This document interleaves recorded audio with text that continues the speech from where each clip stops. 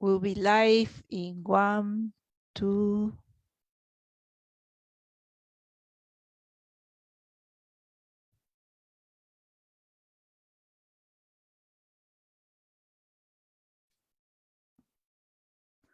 Okay, we are live. Hello, everybody. This is Dean Morote. We have another program of Graduate Power. Thank you for being here. We have two guests today, and it will be a lot of fun for the next half an hour, and you will learn a lot about human rights, the masters of human rights. I know you were excited to learn about that, so let's begin. Our first guest is Jenny Hodo. He is a human rights advocate. She's based on New York City.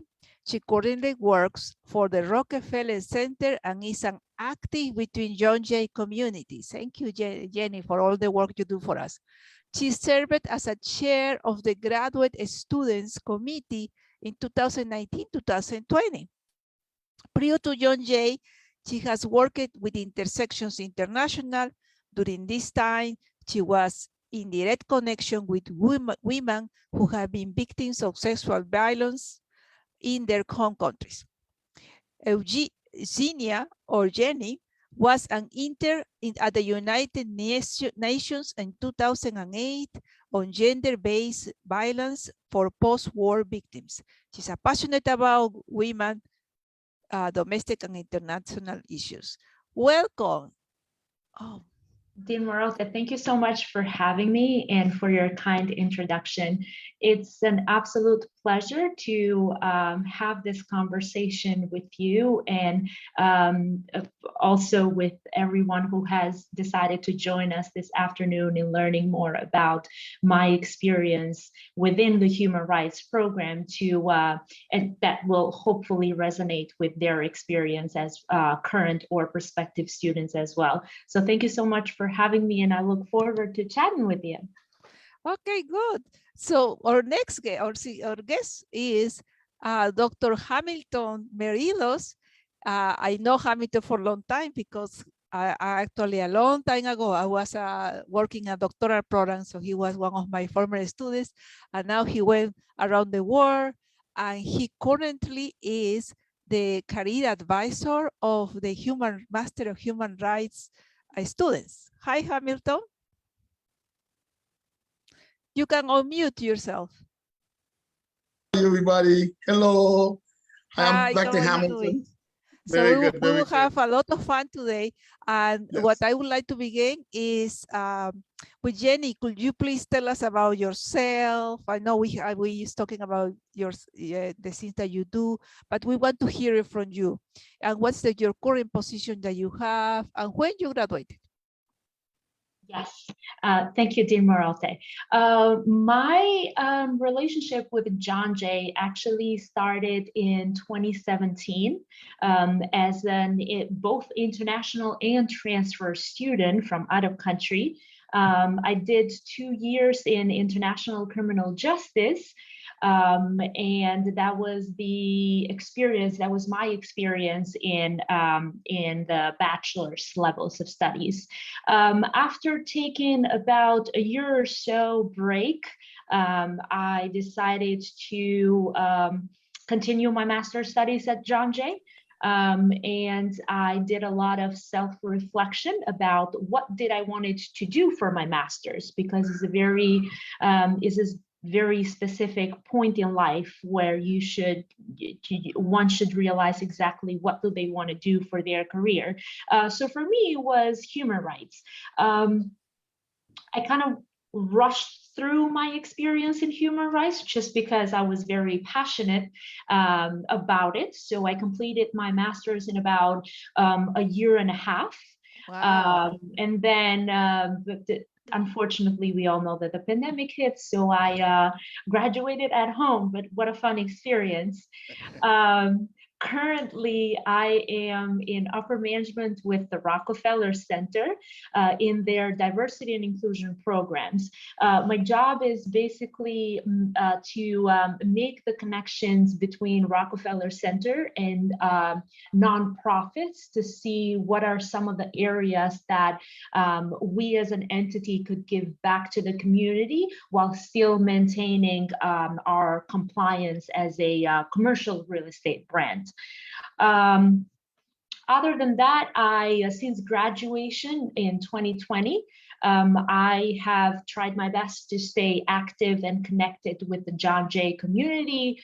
I every so often conduct different events with the Office of Alumni Engagement and Annual Giving, and work closely with Ms. Roseanne Santos and put together programming that could be, and I'd like to think that it could be helpful for human rights students. As you said in the introduction, I am very passionate about women's issues domestically and internationally. And I continuously do some consulting work with nonprofits about how to be sensitive when it comes to human rights at the workplace, but specifically how to be sensitive on women's rights in the workplace, while still being compliant with New York City guidelines and so on and so forth. This incredible work. You know, human rights is incredible work, and it's also to work on that, you really have to be very sensitive person. And I really appreciate that, the work. I have a lot of experience working also for human rights, specifically for people who have been displaced by terrorism. So it's very interesting how you become very sensitive, but at the same time, because you need to help a lot of people, you become focused on the problem, on the situation. So Hamilton, tell us about your experiences with the students and the internship, and what are you doing right now? Well, hi, my name is Dr. Hamilton. As Dr. Morte mentioned, thank you for inviting me to this wonderful event.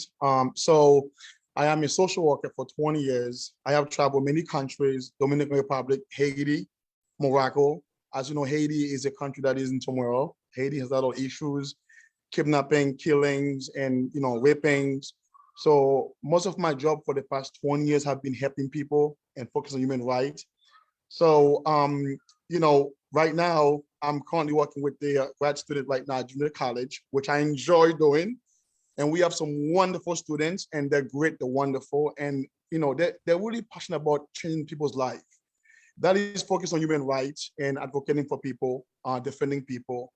And as a matter of fact, just yesterday, I was talking to one of my students, from our programs, and she said to me, sometime I wonder, what can I do to go help people in Europe, in Ukraine? I said, all you can do is continue to support them, advocating for them. So that's what I want to hear from young people when they'll be, in human rights, because it's something that we all are responsible to do, to be a part of, because it could have been one of us. So it's important that we put our voice for other people who need that voice. And many times they don't have a voice because they don't have rights. They don't know the right. So we have to teach them and helping them to understand that that they do have a voice. And to do that, we have to be able to understand what they're going through. And that is listening while respecting that country's law and following international rules and laws, policies. So we have a question here.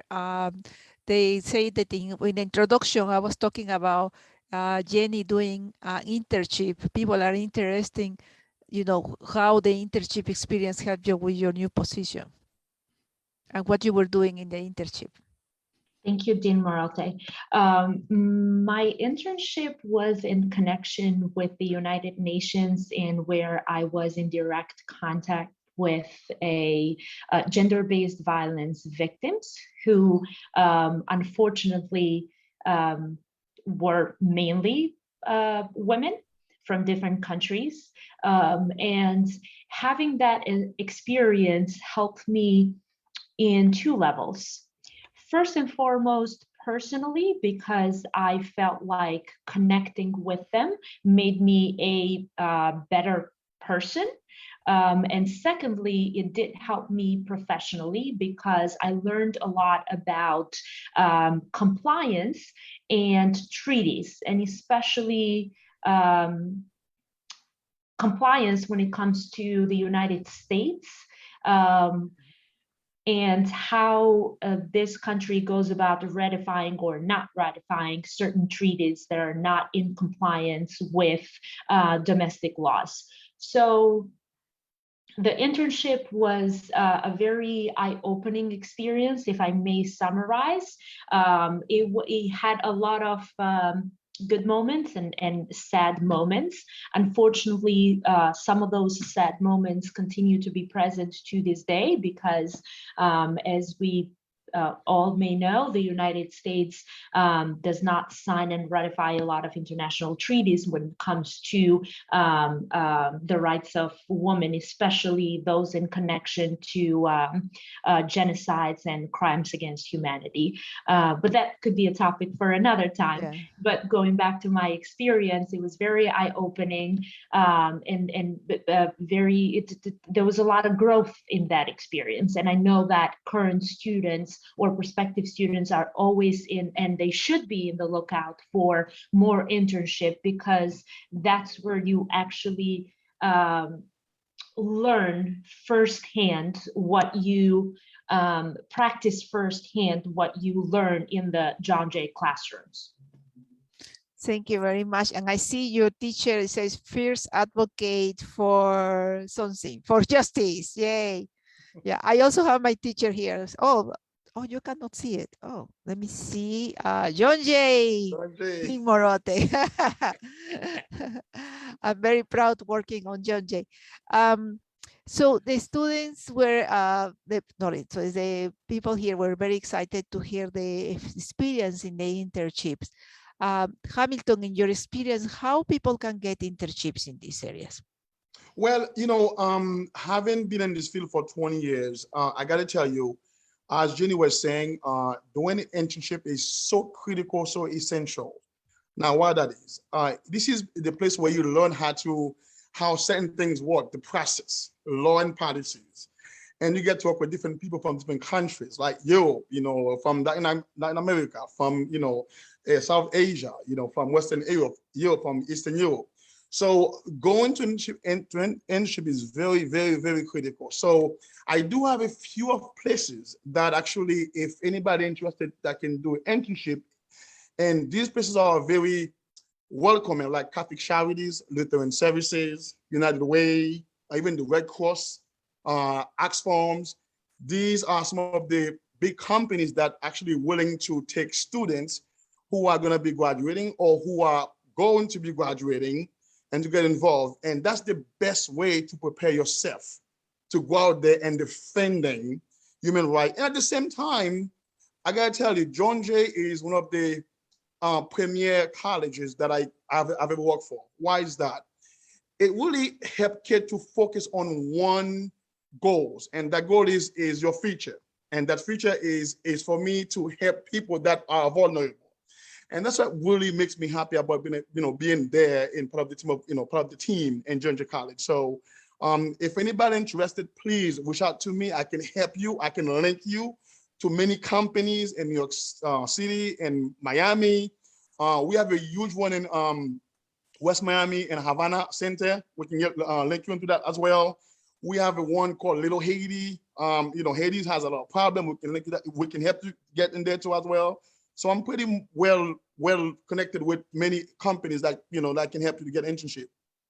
Thank you. And we also have in John Jay, we have in the graduate studies, we have virtual internships.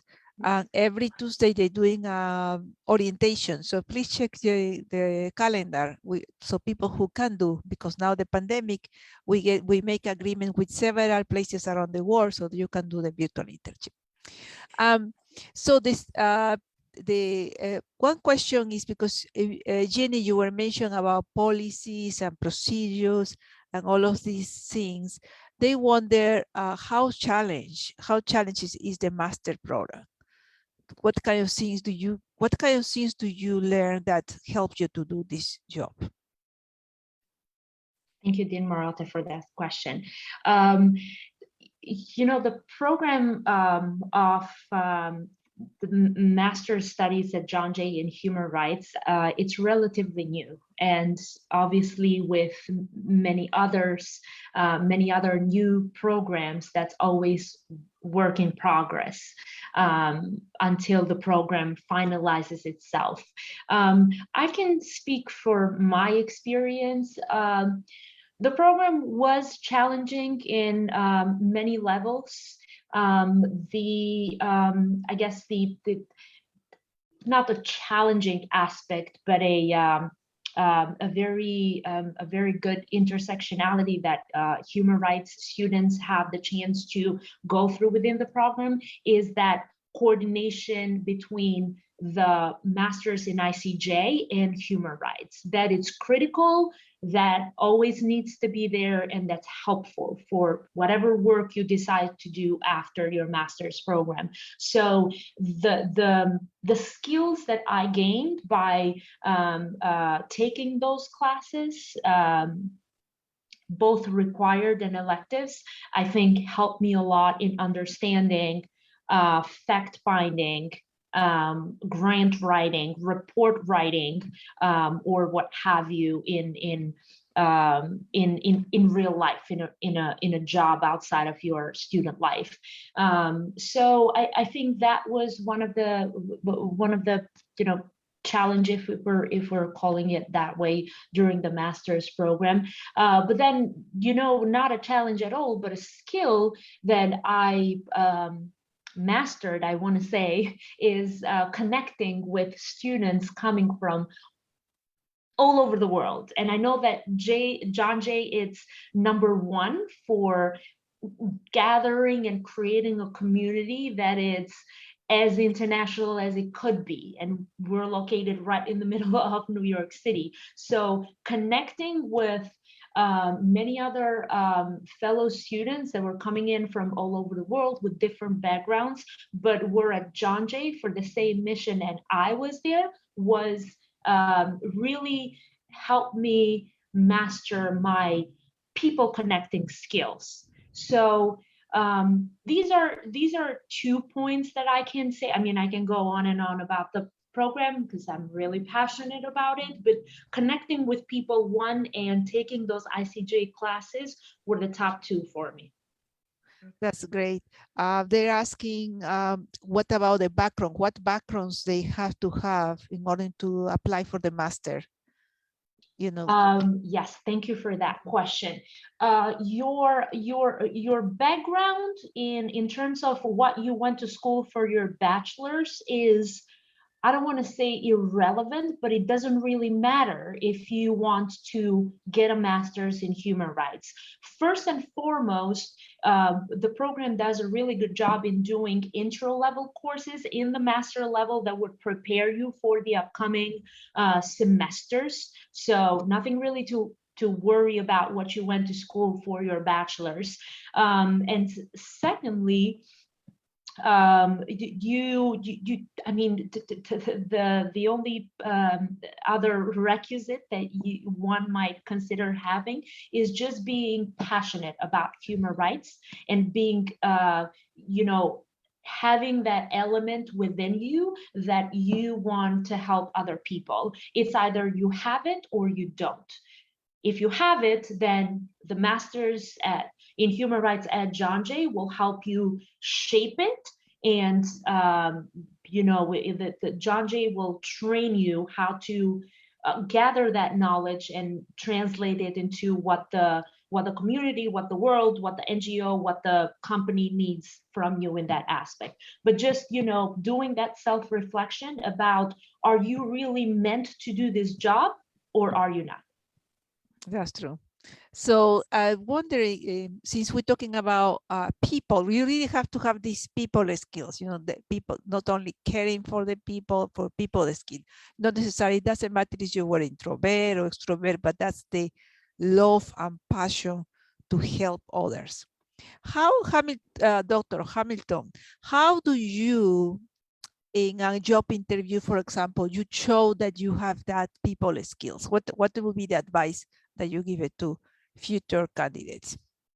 Wonderful question, and thank you for asking that question. So, as my colleague just mentions, you have to have the passion to help people, because no one can teach you how to love other people. Only you can learn that within yourself, Yeah. right?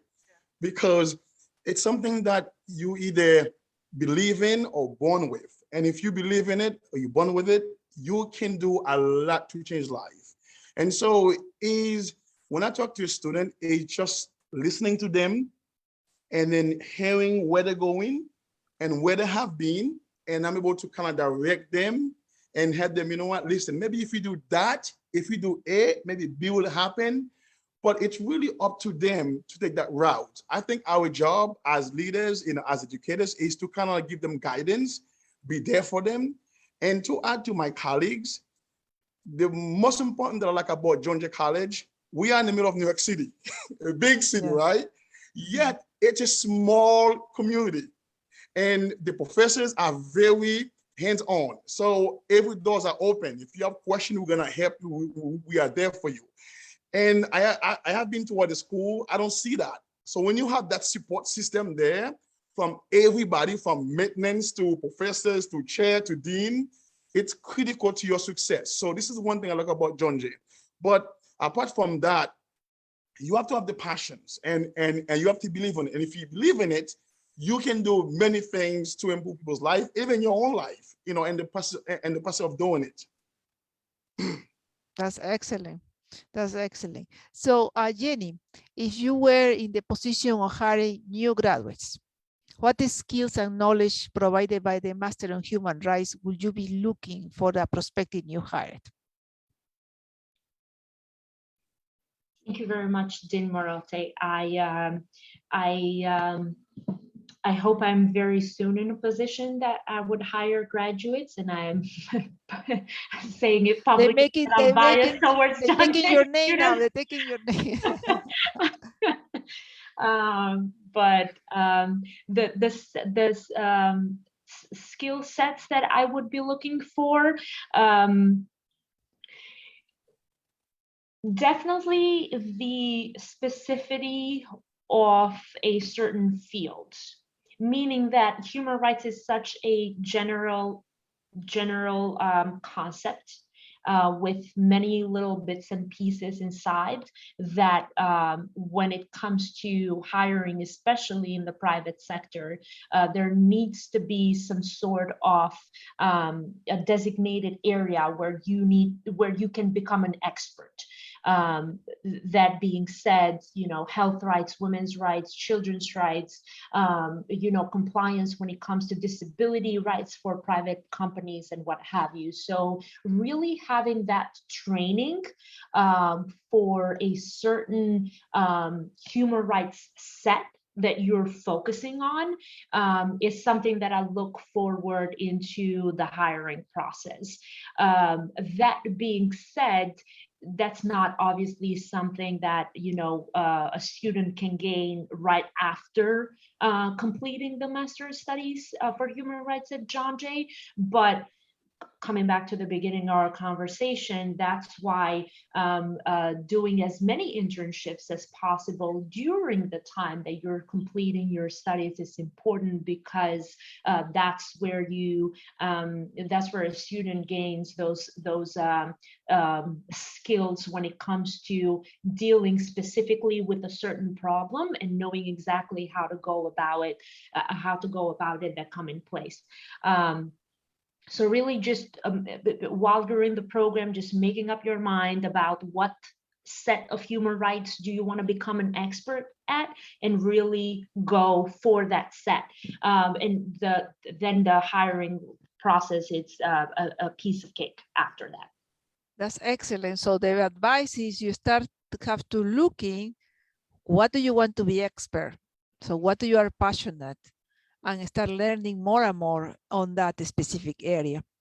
So Dr. Hamilton, tell me about what other skills do you see the market is looking for the new graduate on Master in Human Rights?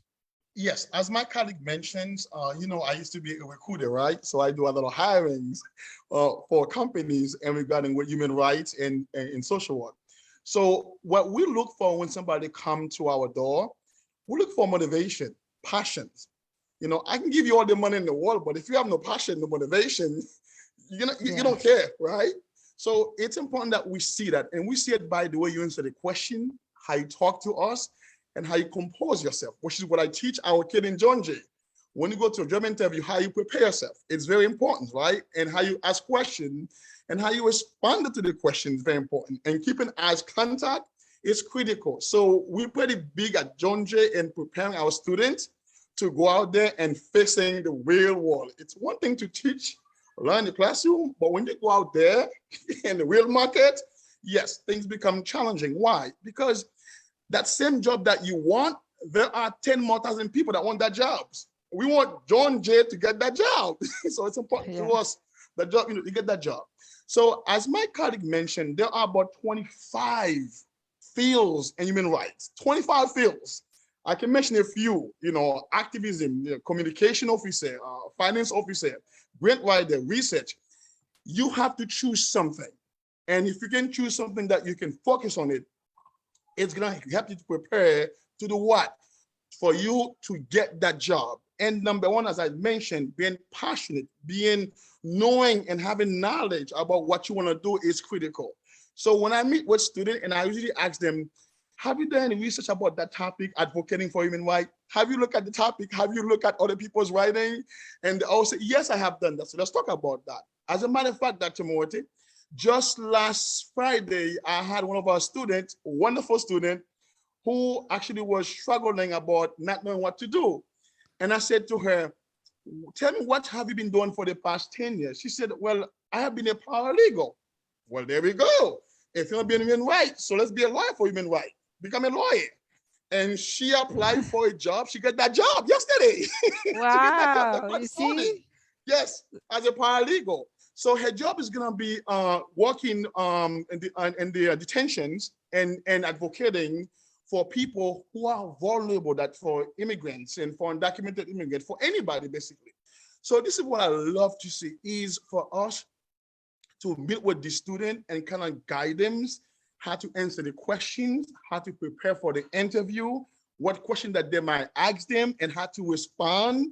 And doing that makes me happy. And so this is what I really love about John Jay, is preparing our young, future, smart scholars to go out there and be what they can be and represent our college. So that's what I would tell them. That's nice. That's very good. That's very good. So Jenny, what would be your last words for students who, two groups, the ones who are about to graduate and soon will be in the market after May graduation, and students who are considering to go to Masters on Human Rights? Thank you, Dr. Morote, for that question. I love seeing those kids in the background. Don't try to hide it. They're beautiful. That's welcome to the post-pandemic life. I'm so excited. Pure joy. So Dr. Morote, thank you for that question.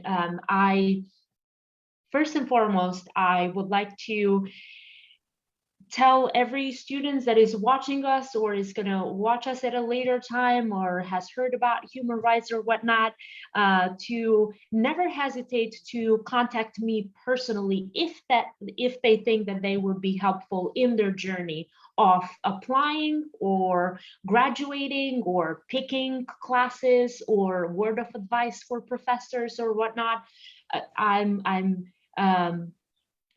will always be available because John Jay is my home and it means a lot to me. So giving back to my community is as important as what I do every day for a living. So please feel free to contact me if you need anything. In terms of last words for our chat today, is really just focusing within, taking things step by step in terms of having a focus for your studies and mapping out a plan. Specifically for human rights. Ask yourself if you want to do domestic or international work for human rights. And if you're doing domestic, look at the areas that have a chance, have a fair chance for improving in the United States. There are certain treaties that we have, as I mentioned, not yet signed or ratified. So those things are going to take years to see a result. And if you're up for the challenge, go for it. But there are certain areas in human rights in the United States that have been progressively going in a better direction. And the light at the end of the tunnel seems more closer in those areas. So pick your battle. Should you want to decide to do international human rights, then focus on a certain country that you have a connection or feel passionate about, and figure out what specific human rights you want to deal with. So really narrow down, and map out your career on paper by making it as specific as it could get. That's excellent. So remember, now we need to focus and be specific. Where do you want to be? Dr. Hamilton, your last words for our future and students who are about to graduate. Well, you know, I have to tell you this. 25 years ago, I was just like you guys, just like you, not knowing what to do, where to go. And I think as my colleague mentioned and Dr. Morte mentioned, is as you beginning to make connections, building that networking system with other people that you have met in your life, that's going to help you a lot to grow your experience, your knowledge. And besides that, I really believe that you have to have a passion of what you want to do. For example, I am currently working with immigration, and I work with a company called GEO, Southwest Key Programs, and our job is to defending non-documented immigrants that are being jailed without being represented by a lawyer. And we want more people like you to come and help us in dealing with these what I call these unfair policies and advocating for these people. And then secondly, what I would love to encourage you to do is learn a second language if you can, Spanish. It's critical. If you can learn Spanish as a human rights activist, that is an extra $25,000 on your salary. I can get every single year. It's very, very important. But besides that, just, you know, ask yourself, you know, what's my purpose? And the purpose is to help other people. And if you believe in that, you will go a long way.